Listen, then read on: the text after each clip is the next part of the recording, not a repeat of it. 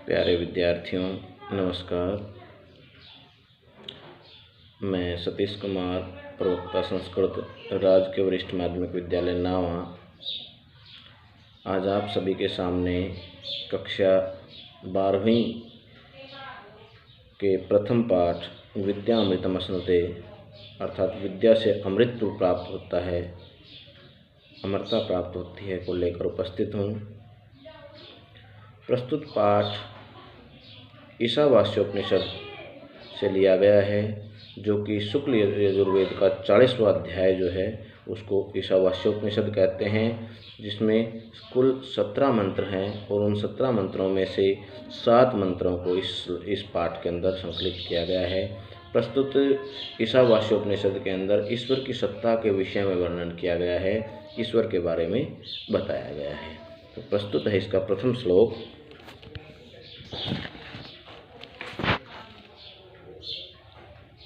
ईशावास्यम इदम सर्वं यत्किंच जगत्याम जगत तेन त्यक्तेन भुंजिता माँ गृध कश्यस अस्विद्धनम।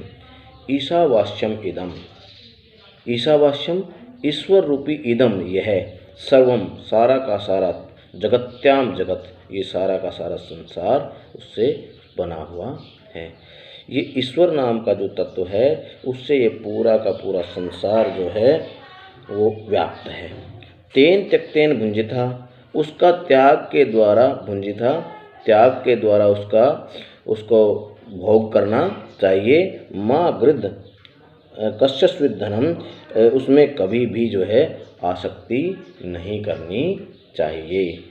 ईशावास्यम इदम सर्वम यत्किंच जगत्याम जगत, ये जो पूरा का पूरा संसार है ये ईश्वर से व्याप्त है। और तेन त्यक्तेन भुंजिता, इस संसार का त्याग के द्वारा मनुष्य को भोग करना चाहिए। माँ गृध कश्यस्विद धनम, कभी भी इसके अंदर व्याप्त नहीं होना चाहिए, अर्थात विषय वासनाओं से मनुष्य को दूर रहना चाहिए। दूसरा मंत्र है इसका, कुर्वन्नेह कर्माणि जिजीवेच्छत् शतं समा एवं त्वयि नान्यतोऽस्ति न कर्म लिप्यते नरे।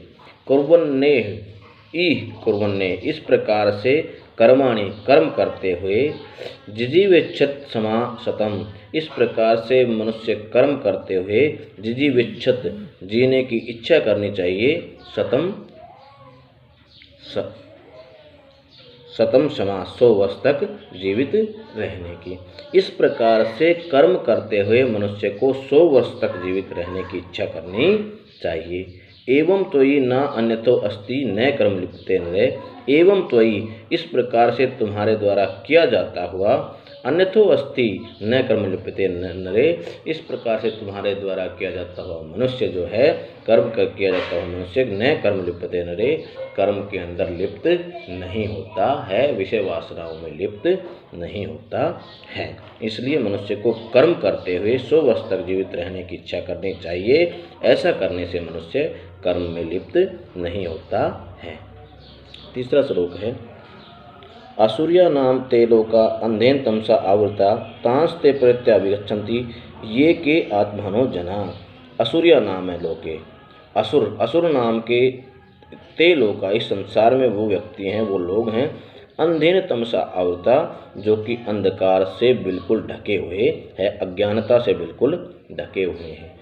जो लोग इस संसार में अज्ञानता से पूरी तरह ढके हुए हैं वो असुरों के संबंधी हैं, या उनको असुर कहा जाता, असुर के नाम से जाना जाता है। तान ते प्रत्याभिगच्छन्ति, तान ते प्रत्याभिगच्छन्ति ये के आत्मनो जना, तान ते प्रत्याभिगच्छन्ति और वे सारे के सारे, प्रत्याभिगच्छन्ति वे सारे के सारे मृत्यु लोक को जाते हैं। ये चे आत्महनो जन है जो कि अपनी आत्मा का हनन करने वाले लोग हैं, जो कि अपनी आत्मा को आत्मा के अनुसार कार्य करने वाले लोग नहीं हैं, या जो अपनी आत्मा को मारने वाले जो लोग हैं। तान ते प्रत्याभिगच्छन्ति वे सारे के सारे मृत्यु लोक को प्राप्त होते हैं। अगला श्लोक है इसका, आनेजत एकम मनसो जवीयो नैन देवा आपन पूर्वम अवर्षत तद्धावतो अन्यन्यते इति तिष्ठति अस्मिन् अपो मातृस्वा दधाति।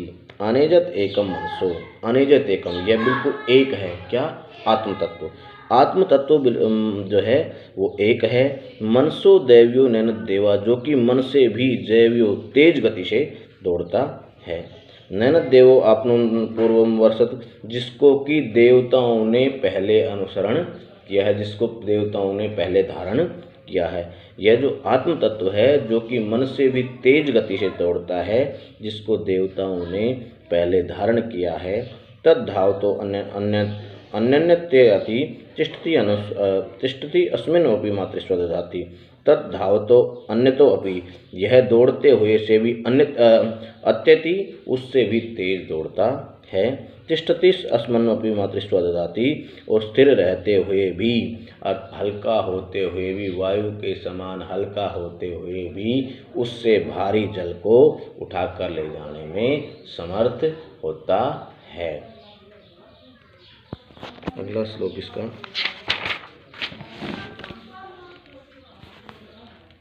अन्धैतमय प्रविशन्ति ये विद्यामुपासते ततो भूय इव ते तमो ये उ विद्यायाम रता। अन्धैतमय प्रविशन्ति ये अविद्यामुपासते, अंधकार में प्रवेश करते हैं। ये अविद्यामुपासते, जो कि अविद्या, विद्या और अविद्या क्या होती है? अविद्या सांसारिक ज्ञान और विद्या लौकिक ज्ञान। अन्धैतमय प्रविशन्ति ये अविद्यामुपासते, जो लोग अविद्या की उपासना करते हैं या सांसारिक ज्ञान को जानते हैं, वो अंधकार में प्रवेश करते हैं। ततो भूय एवते, इस प्रकार से होते हुए, ये वो विद्यायामृता, जो विद्या में लगे हुए हैं, जो कि इस प्रकार से न होते हुए, जो विद्या में लगे हुए हैं, केवल संसारिक ज्ञान को छोड़कर केवल लौकिक ज्ञान को प्राप्त करने में लगे हुए हैं, रत हैं, वो जो है उनसे भी ज़्यादा अंधकार में प्रवेश करते हैं, उससे भी ज़्यादा अंधकार में डूबे हुए हैं।